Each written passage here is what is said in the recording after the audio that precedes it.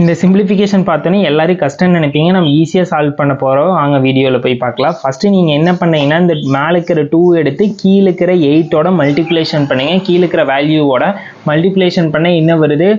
2 × 18 16 16 போட்டுக்கோங்க பை. அடுத்தது 7 18 ஆட் பண்ணுங்க. ஆட் பண்ண என்ன வருது?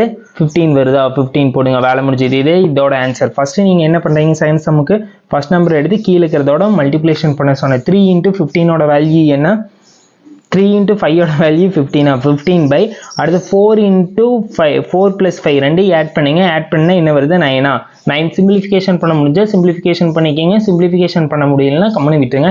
இதுக்கு நீங்கள் என்ன ஆன்சர் சொல்லி கமெண்ட் பாக்ஸில் மறக்காமல் கமெண்ட் பண்ணுங்க. யாருமே கமெண்ட் பண்ணுறதில்ல. கமெண்ட் பண்ணிங்கன்னா தான் உங்களுக்கு புரிஞ்சுதான்னு சொல்லி எனக்கு தெரியும்.